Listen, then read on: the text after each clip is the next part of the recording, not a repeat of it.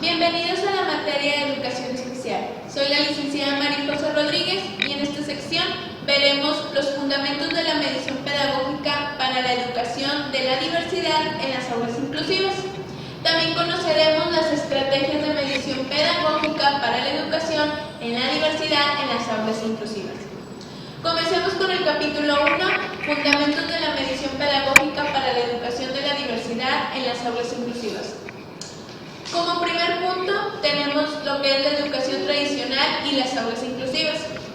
La educación tradicional tiene sus bases en características de la teoría conductista propuesta por Skinner. La práctica de este enfoque educativo ha tenido como resultado que en muchas ocasiones no se promueve la educación para la diversidad. No obstante, se debe aclarar que la práctica educativa, bajo un enfoque tradicional, no es la única responsable de la educación para la diversidad en las aulas. Entre estos se puede mencionar la formación docente, la falta de programas, la ausencia de condiciones físicas, la actitud de personas hacia la diversidad. Algunos de los aspectos que caracterizan la práctica de la educación tradicional son los siguientes. Las normas rígidas son consideradas su pilar fundamental. La escuela es el lugar para reproducir el saber socialmente aceptado. La enseñanza no toma en cuenta la realidad y el contexto del estudiante. Los intereses de los estudiantes no son tomados en cuenta. Seguimos con el siguiente punto, que son los fundamentos pedagógicos de la educación renovada. Nos dice que la educación renovada tiene sus orígenes en la perspectiva constructivista y las teorías cognitivas del aprendizaje. También existen teorías de otras corrientes filosóficas diferentes a las que son sustentas al constructivismo y a las teorías cognitivas, que según el criterio de las autoras dieron importantes aportes para la práctica educativa que promueve el respeto por la diversidad. Algunos de ellos son María Montessori y la pedagogía científica.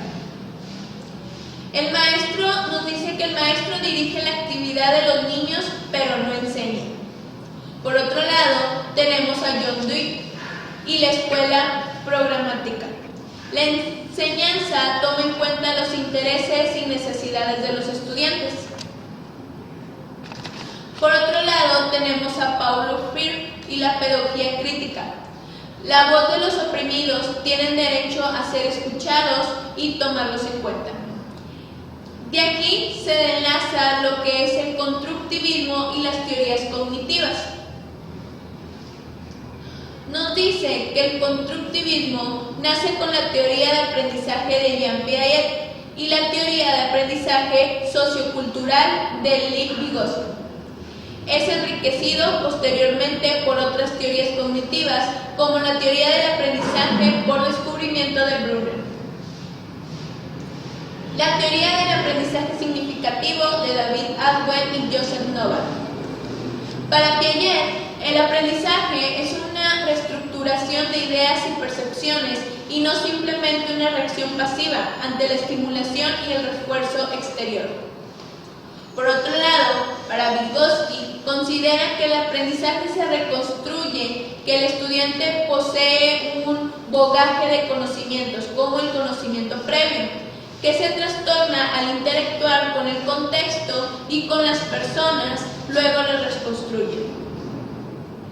Brunner, según su teoría del contexto de donde proviene el estudiante, adquiere gran importancia que la educación va más allá del proceso formal llevado a cabo en la escuela. Por su parte, Atwell y Novak, en su teoría acerca del aprendizaje significativo, se cuestionan por qué aprenden o por qué no aprenden los estudiantes, lo cual nos lleva a explorar a los estudiantes cognitiva del aprendizaje, o sea, los estilos cognitivos. Pérez describe las fases y momentos del proceso del aprendizaje constructivista.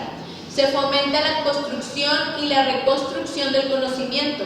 Se provoca aplicaciones creativas del conocimiento y se valora la experiencia vivida. Por otro lado, tenemos lo que es la educación renovada y las aulas inclusivas. Como se mencionó anteriormente, poner en práctica los fundamentos y principios de la educación renovada es de vital importancia para poder brindar así una educación permitente y de calidad. Algunos de los aspectos que caracterizan la práctica de la educación renovada son: se promueve la construcción del aprendizaje. El aula es un espacio de cooperación entre los docentes y los alumnos. El docente es un medidor del aprendizaje. De las teorías analizadas resultan algunos elementos de autoras consideradas que deben estar presentes como principios pedagógicos en la educación de la diversidad, y se llevan a cabo los siguientes elementos. Los conocimientos previos son aquellos que el estudiante posee acerca de una temática por estudiar y pueden prevenir de informaciones adquiridas en el entorno social o de experiencia personal. Por otro lado, tenemos el aprendizaje significativo. Es cuando el estudiante puede relacionar el nuevo aprendizaje por ser un interés y basándose en sus conocimientos previos. También tenemos la metacognición, que es el proceso por el cual se desmenuza la estrategia o pasos que se utilizaron para resolver un problema, o de otras maneras es pensar sobre cómo pienso para encontrar una solución ante un problema y de cómo aplicarlo en situaciones similares. Tenemos también la medición, que es un proceso en el que participan los estudiantes junto con los mediadores. La evaluación educativa para la educación de la diversidad en la escuela inclusiva. Nos dicen que la evaluación ocupa un lugar de gran importancia. La evaluación debe apoyar la enseñanza renovada inmediatamente por auténticos pedagógicos masivos dirigidos a la diversidad del alumnado. También tenemos la evaluación como parte integral del proceso educativo. Para Brown y Lin, la evaluación sumativa es la que se utiliza para determinar el logro de los objetivos planteados, para asignar una calificación y para promover de año. La evaluación como estrategia inclusiva para la educación de la diversidad tiene sus fundamentos en la perspectiva constructivista. La función pedagógica didáctica tiene un carácter integrador, incorporada por la enseñanza del aprendizaje y la evaluación de un todo. La evaluación del aprendizaje y la educación para la diversidad. La evaluación preponderante está más cerca de la cultural del test que la cultura inclusiva. Para ofrecer una evaluación que brinde una respuesta pertinente a la educación, es necesario adoptar criterios de planificación y desarrollo, tanto como la utilización de resultados, los cuales pueden ser los siguientes. Priorizar la función pedagógica de la evaluación de los aprendizajes. Se deben usar los resultados de la evaluación del desempeño de los estudiantes como elementos fundamentales de la evaluación del proceso de mediación pedagógica. Por otro lado, tenemos lo que es reforzar el valor regulador, formativo y formador de evaluación de los aprendizajes. Aquí nos habla que para que la evaluación de los aprendizajes cumpla con el fin de mejorar la medición pedagógica. Recuperar y reforzar la función pedagógica de la evaluación sumativa de los aprendizajes. Los resultados deben ser utilizados para regular prácticamente los procesos de mediación pedagógica. La evaluación auténtica. La evaluación auténtica viene a ser una forma de evaluación alternativa que busca ser un instrumento para mejorar la mediación pedagógica, a la vez que se da respuesta a las características y necesidades de la diversidad de la población estudiantil. La evaluación del desempeño y la educación para la diversidad es el que tiene fundamento en la perspectiva socioconstructivista y valora el aprendizaje construido por los estudiantes dentro del proceso de mediación pedagógica. La evaluación como proceso democrático. Para que una práctica pedagógica sea considerada democrática, se debe tener la posibilidad de reflexionar sobre ella. Desde el punto de vista de la evaluación, los docentes deben ser capaces de evaluar y someter a análisis y se deben seguir los principios. Uno de ellos es el principio de transparencia, pues es el que promueve la respuesta ante el derecho del estudiante.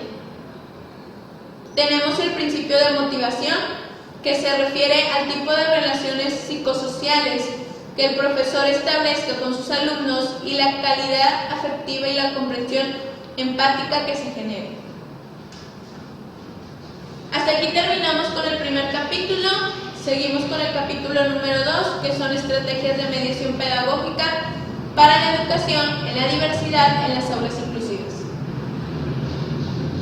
Como primer punto tenemos las estrategias de abordaje educativo para la educación en la diversidad.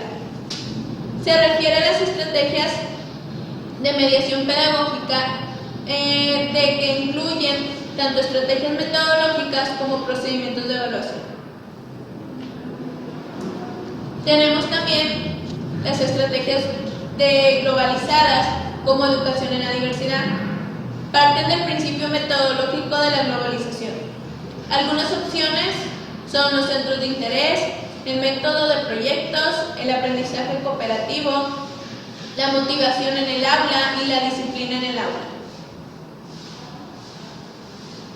Tenemos también las estrategias organizativas para la educación en la diversidad. Son una de las formas para lograr el aprendizaje de todos los estudiantes de la clase. Entre las alternativas para la educación en la diversidad pueden ser tales como talleres de rincones, el aula con 2 docentes, diferenciación por niveles de aprendizaje, el plan de trabajo, el contrato didáctico y los proyectos de trabajo. También tenemos las estrategias de trabajo y aprendizaje colaborativo para la educación en la diversidad. El docente debe seleccionar a los estudiantes que tendrán el rol de mediadores e introducirlos de manera paralela al trabajo en el aula y darles herramientas para desempeñar su papel. Tenemos también las estrategias constructivistas para el aprendizaje útiles para la educación en la diversidad en las aulas inclusivas. De esta perspectiva, el maestro es una guía cuyo papel es medir entre el estudiante y el conocimiento. Algunas técnicas que él utiliza pueden ser las técnicas y procedimientos para el rescate de la experiencia previa del estudiante, las técnicas y procedimientos para la aplicación del conocimiento. Tenemos también las estrategias metacognitivas para la mediación pedagógica en el aula. Aquí nos dice que es el proceso de metacognición que se lleva al estudiante a analizar la forma en cómo lo aprende. Si el estudiante logra estar consciente de esto, que lo lleva a adquirir a un aprendizaje significativo. Con esto terminamos la clase y les recuerdo realizar las siguientes tareas. Realizarán un cuadro sinóptico en el programa de Word del capítulo 1. En la segunda semana harán 30 preguntas del capítulo 1 y 2. Y en la tercera semana harán un mapa mental del capítulo 2. Les recuerdo que su información la pueden encontrar en el libro de Educación Especial y también les recordamos que es necesario que realicen su autoevaluación que aparecerá aquí mismo. Por mi parte sería todo. De antemano, muchas gracias.